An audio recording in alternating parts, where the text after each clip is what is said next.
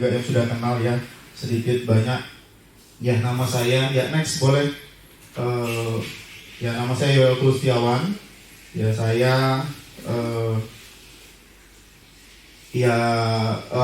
pulang pergi ya. Jadi sempat di Palembang ke Jawa, terus pulang lagi ke Palembang dan di gereja kita. Ya, jadi teman-teman pada hari ini ya, seperti yang mungkin sudah lihat di pamflet, kita akan sama-sama belajar tentang apa itu good attitude.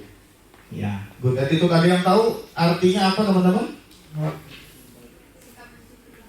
Hah? Perilaku yang baik, sikap yang baik. Apalagi?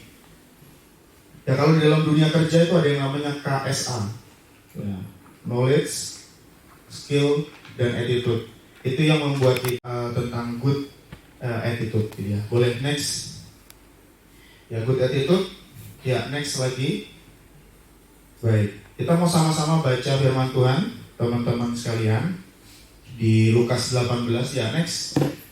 Lukas 18 ayat yang ke-9. Oke, saya bacakan untuk teman-teman sekalian. Di Lukas 18 ayat yang ke-9. Ini tentang perumpamaan tentang orang Farisi dengan pemungut cukai. Ya, jadi kita baca yang saya bacakan untuk yang di ayat 9. Ya, dan kepada beberapa orang yang menganggap dirinya benar dan memandang rendah semua orang lain. Yesus mengatakan perumpamaan ini dan bla bla bla bla, bisa dibaca selanjutnya di rumah ya teman-teman ya. Jadi yang dikatakan di sana adalah apa? Yang pertama, ya, menganggap dirinya benar. Yang kedua, memandang rendah orang lain. Tanpa kita sadari, sebenarnya dengan kita meninggikan diri kita tanpa kita sadari ya, itu kita kadangkala menganggap diri kita sudah benar. Lalu hal yang lain yang timbul adalah memandang orang lain itu rendah tanpa disadari. Kita mau bahas tentang orang Farisi dulu. Ya, next. Orang Farisi itu seperti apa dan pemungut cukai bagaimana sih? Ya, orang Farisi itu yang pertama menganggap dirinya orang baik. Yang kedua, dia mengatakan bahwa dia itu berpuasa, rajin berpuasa. Lalu yang ketiga, dia mengatakan dia sering memberi perpuluhan. Ya, ini bukan berarti kita nggak boleh beri perpuluhan ya teman-teman ya. Jadi ini nggak ada hubungannya, cuman ini kaidahnya si orang Farisi. Lalu berikutnya, terpandang dan dihormati. Ini ciri-ciri orang Farisi. Lalu pemungut cukai gimana ciri-cirinya? Dia berdosa. Lalu dibenci. Selain itu apa lagi? Rendah diri, bukan rendah hati. Ya, Titus ya. Jadi ya, itu pembedaan antara orang Farisi. Kalau kita baca di Lukas 18 ayat 9 sampai dengan habis ini, ada orang Farisi dan ada si pemungut cukai. Yang mana orang Farisi itu menganggap dirinya orang baik, orang yang berpuasa, orang yang rajin memberikan perpuluhan, dan terpandang serta dihormati. Lalu kalau si pemungut cukai itu orangnya merasa berdosa, dibenci, dan rendah diri. Tidak lantas kita menjadi seorang pemungut cukai, ya, tidak lantas kita juga jadi seorang Farisi, ya teman-teman ya. Cuman kita mau bahas yang setelah ini. Oke, ya, next. Ya, seorang itu dibenarkan dan diterima oleh Allah bukan karena hal-hal berikut ini. Ya, yang pertama apa? Kedudukan dan jabatan. Banyak orang menganggap bahwa kedudukan dan jabatan itu pemberian Tuhan, sehingga dia menganggap kedudukan dan jabatan itu membuatnya tadi, kembali lagi ke yang tadi, menganggap dirinya benar dan memandang rendah orang lain. Berikutnya, materi dan harta ini juga bukan berarti tidak boleh kita cari, cuman konteksnya ketika materi dan harta itu ada dan menganggap diri kita benar dan memandang rendah orang lain, tentu konteksnya juga akan salah. Lalu berikutnya, kepandaian. Ya, mungkin untuk teman-teman yang sekolah, teman-teman yang sedang berkuliah saat ini, menganggap kepandaiannya itu lebih daripada yang lain, sehingga dia memandang bahwa dirinya benar dan orang lain tidak lebih pandai daripada dia. Selanjutnya, elok parasnya, ya, cantik, rupawan, ya. Terus yang terakhir adalah senioritas atau umurnya. Ya, jadi karena lebih tinggi derajatnya, karena lebih duluan lahirnya, akhirnya merasa senior dan menganggap yang lain enggak benar, atau merasa yang di bawah umurnya itu enggak pas, atau memandang rendah orang lain tersebut. Melainkan dari apa sih? Jadi seorang itu dibenarkan itu bukan karena hal-hal disebutkan di situ. Jadi bukan karena kedudukannya, bukan karena jabatannya, bukan karena materi harta dan kepandaian elok parasnya serta senioritasnya, namun karena apa, teman-teman? Ya, next. Melainkan dari apa? Sikap dan perbuatannya. Di mana kita bisa baca di Yakobus, ya. Next, kita bisa baca di Yakobus ayatnya pasal yang kedua. Kita bisa baca di Yakobus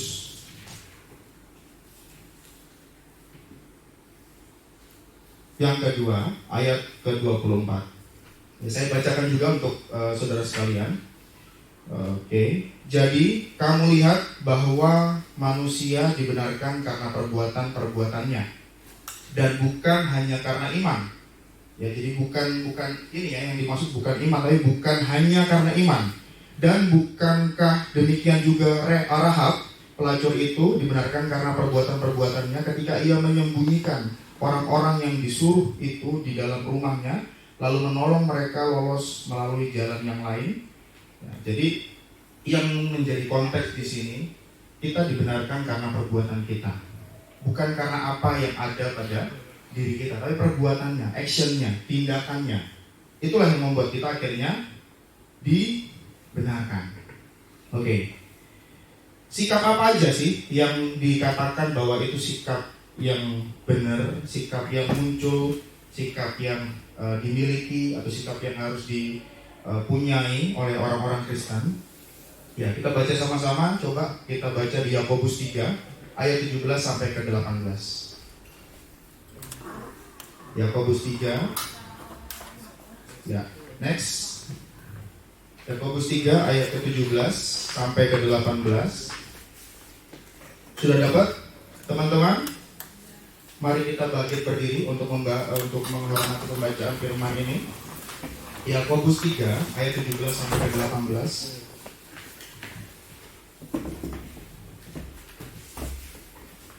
Ya, 2, 3, ya.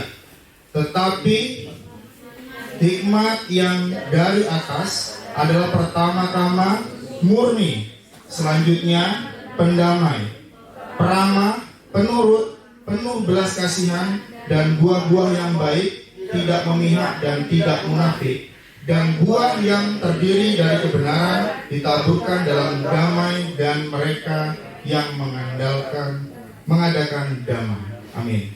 Silakan duduk teman-teman sekalian. Jadi perbuatan yang seperti apa, teman-teman? Yang pertama tadi apa? Next, murni. Perbuatan yang murni, tulus. Perbuatan yang tidak dibuat-buat, tapi murni dari dalam hatinya.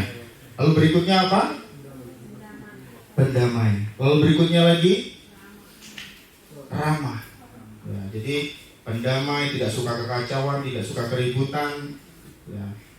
Pendamai di sini bukan berarti takut konflik ya, teman-teman ya. Jadi yang dimana pendamai itu mendamaikan sesuatu yang dalam artian dia pembawaannya dan lain sebagainya, jadi membuat sesuatu yang tenang.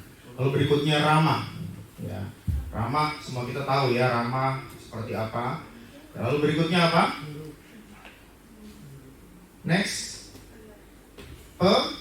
penurut. Ya, penurut itu berarti kita punya otoritas dan kita tunduk dengan otoritas kita. Lalu berikutnya apa lagi? Penuh belas kasihan. Lalu yang berikutnya apa lagi? Buah-buah yang baik. Ya, seperti dikatakan firman, ya, jadi perbendaharaan yang baik itu akan menghasilkan buah yang baik, akan menghasilkan apa yang dikeluarkan dengan baik. Ya, jadi perbendaharaan, jadi dalam hati kita baik, otomatis akan keluar juga hal-hal yang positif, hal-hal yang baik. Lalu apalagi selain itu?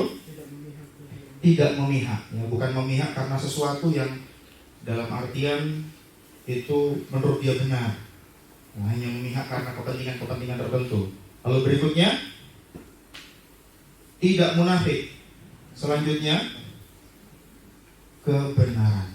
Jadi di dalam diri perbuatan kita itu harus ada poin-poin ini. Maka dari itu kita dikatakan sebagai punya good attitude. Pada pengen nggak punya good attitude, teman-teman? Pada pengen punya good attitude? Ya, jadi good attitude ini nggak yang sebenarnya panjang, cuman kita dibatasi oleh waktu dan ruang juga. Jadi sebenarnya ada alat tesnya juga untuk good attitude ini, cuman kita nggak laksanakan pada hari ini. Ya, jadi good attitude ini poin yang juga penting untuk generasi hari-hari ini, teman-teman. Jadi hari-hari ini kalau saya dapat WhatsApp itu tentang lamaran kerja, misalnya ya, agak sedikit curhat ini. Jadi ping. Ya, kalau ping itu kan zaman kita dulu BBM ya, orang yang nggak tahu ya itu ngerti apa enggak gitu kan. Tiba-tiba lowongannya masih gak. Nah, sering saya screenshot, sering saya juga bikin story. Ya, jadi hari-hari ini attitude itu nggak dilihat dari hal-hal yang besar, teman-teman. Hari-hari ini attitude itu nggak dilihat dari seberapa besarnya perbuatan kita, tapi hal yang kecil apa yang kita lakukan, dan hal yang kecil yang itu tumbuh dari dalam hati, dan itu membuat sebuah ketulusan dan membuat sebuah sesuatu yang akhirnya besar gitu. Jadi nggak yang tiba-tiba besar gitu, teman-teman. Jadi attitude ini hari-hari ini sangat-sangat banyak dipertanyakan ya, terutama kalau ya kayak yang di bidang saya ya, di dunia kerja. Di dunia kerja hari-hari ini attitude itu sangat-sangat sulit dicari. Ya, good attitude ini sangat-sangat sulit didapatkan gitu. Jadi harapan saya sih setiap kita yang mana kita ini orang yang tahu firman, yang mana kita ini orang yang hidup di dalam kebenaran, yang mana kita ini hidup di dalam firman Tuhan, ya harapannya kita punya minimal tahu dulu baru kita mungkin laksanakan. Ya, jadi paling tidak kita punya keramahan, punya kemurnian hati, penuh kasih, punya buah-buah yang baik, tidak munafik, penurut, pendamai, tidak memihak, dan hidup di dalam kebenaran. Mudah nggak teman-teman hidup dalam kebenaran? Mudah ya hidup dalam kebenaran? Mudah? Tidak mudah ya teman-teman ya, hidup dalam kebenaran itu nggak mudah ya teman-teman. Ya, jadi hidup di dalam kebenaran itu bukan sesuatu yang mudah. Tetapi hari-hari ini karena orang yang benar itu sulit, apa salahnya kalau orang yang benar itu lahir dari gereja? Karena apa salahnya orang yang benar itu hadir di gereja, lahir dari gereja? Ya bukan apa-apa. Ya gereja itu banyak ya maknanya ya. Dan setiap kita ini gereja, tubuh Kristus, gitu kan. Jadi ya tidak semua orang memang setiap hari bisa ke gereja. Tapi ketika kita hidup dalam buah-buah kekristenan, kita akan menyalurkan, akan membuat membuat sebuah ekosistem yang baik untuk lingkungan kita, untuk sekitar kita dan lain sebagainya. Oke, jadi kita sama-sama mau belajar kenapa kok kita hari ini harus punya attitude yang baik. Ya, kita mau baca ya next di Wahyu 19 ayat yang ke-8. Ya, sama-sama kita mau baca juga untuk Wahyu 19 ayat yang ke-8.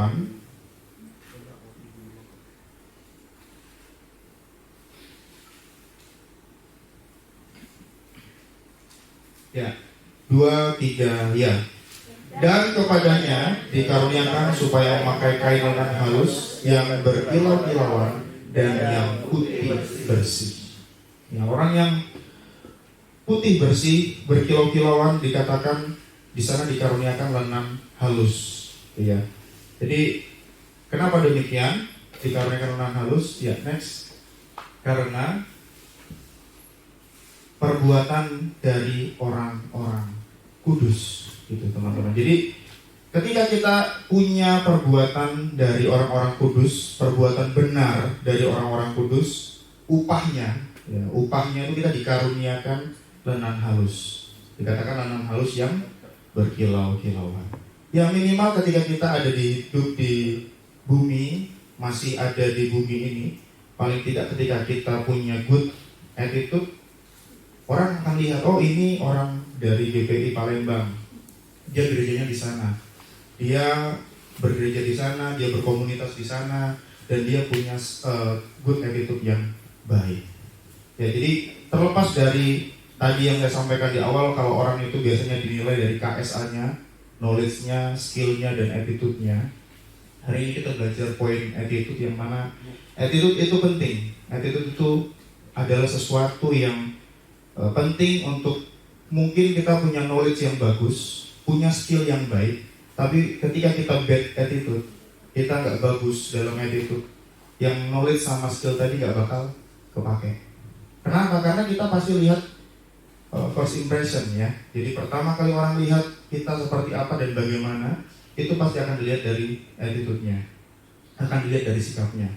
Ya, kalau saya sih diminta untuk pilih orang, misalkan ketika, ya sedikit sharing, ketika misalkan diminta cari orang, apakah orang yang pintar, tapi ya kita bukan berarti cari orang yang nggak pintar juga teman-teman ya, tapi ada standar penilaian yang mana ketika orang itu pintar saja, tidak punya ya attitude yang bagus, nggak punya, tapi dia punya skill yang sedang, dan itu pasti akan lebih tidak dipilih daripada orang yang punya attitude bagus, mungkin skillnya pas-pasan, mungkin knowledge-nya juga sedikit, ya mungkin lebih direkomendasi. Kalau ada dua pilihan, pasti yang lebih dipilih adalah yang punya attitude yang bagus, ya, karena attitude itu bicara tentang karakter.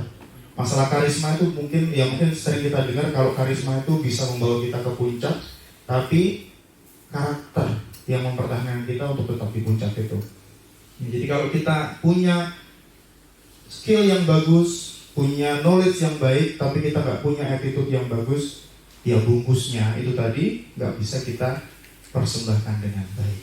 Ya kita sama-sama belajar hari ini tentang ini, dan harapan kita bersama-sama punya mengembangkan attitude itu, boleh memperluas attitude itu, dan boleh membuat kita sama-sama mengerti bahwa attitude itu memang penting, terutama di dalam dunia kita melayani Tuhan. Ya, sekian yang boleh saya sharingkan pada hari ini. Terima kasih buat teman-teman dan Tuhan memberkati. Ya, yang musik dan juga teman-teman boleh maju ke depan, kita mau angkat pujian.